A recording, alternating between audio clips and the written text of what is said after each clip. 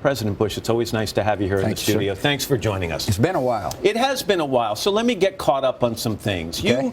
You took office in 2001 after an extremely contentious election, controversial end to that. The Supreme Court decided it. The nation was incredibly divided. How would you compare the divisions we faced then to what we're living through right now? You know, it's hard to compare times.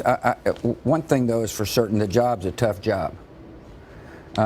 Everybody looks at the presidency when they campaign one way, then they get in office and find out there's a reality to the job. And, you know, there's been times where we've been divided. I remember growing up as a kid, and when I got out of college, we were really divided. And you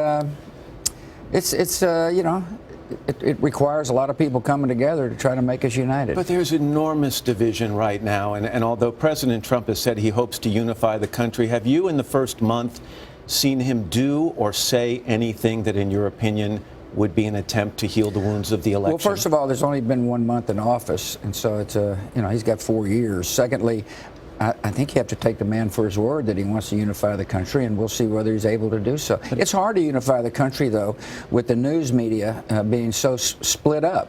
When I was president, you know, you mattered a lot more because there was like 3 of you, and now there's all kinds of information being bombarded out, and people can say things anonymously, and it's just a different world. Well, you bring me to an interesting point, because you were a guy who faced both praise and criticism from the media during your time in office, even at the times where you were dealing with the worst criticism, where it must have been very difficult to hear and read some of the things that were being said by the press in this country. Did you ever consider the media to be the enemy of the American people?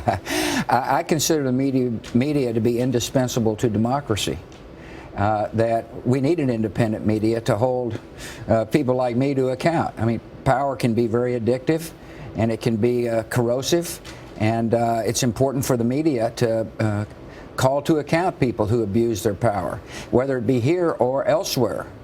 One of the things I spent a lot of time doing was trying to convince a person like Vladimir Putin, for example, to accept the notion of an independent press. Right. And it's kind of hard to you know, tell others to have an independent free press when we're not willing to have one ourselves. You mentioned Vladimir Putin. So many questions about the contacts between Trump associates during the campaign and the Russian government. As a former president, would you like to see a special prosecutor appointed to look into this once and for all and give the American people answers? Well, first of all, I think we all need answers.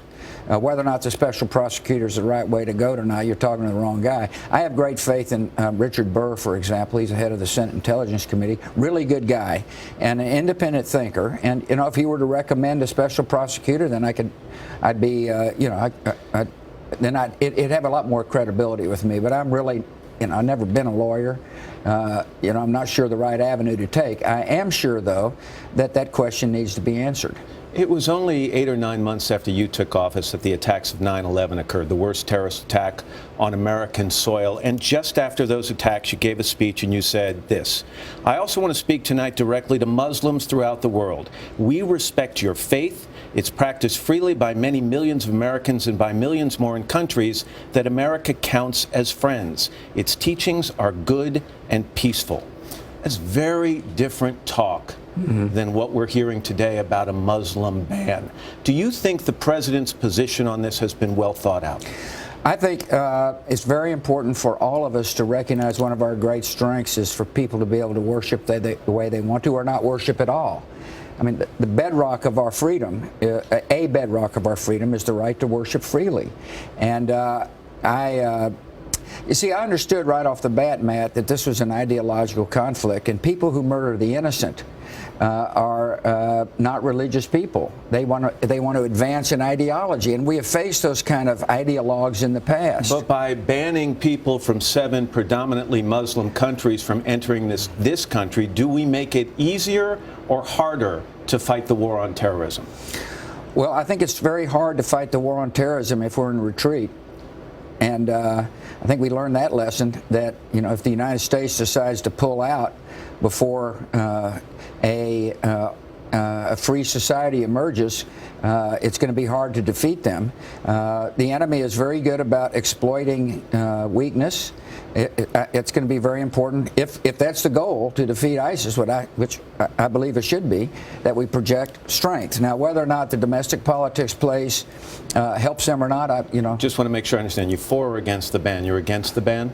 I am for an immigration policy that's welcoming and that upholds the law. On a more general note, you sat at the inauguration, you listened to President Trump's inaugural address, and he talked about American carnage. Yeah. And the fact that so much has gone wrong in this country and so much is wrong. Is that the America you see when you travel around this country? Well, the America I see often is the America that these vets represent, people willing to sacrifice for the greater good, to put their lives on the line, and then come back and make America a wonderful place to live. And that's why I'm here. I'm selling this book because I want America to realize how fortunate we are to have people in our midst, and that we got to help them transition.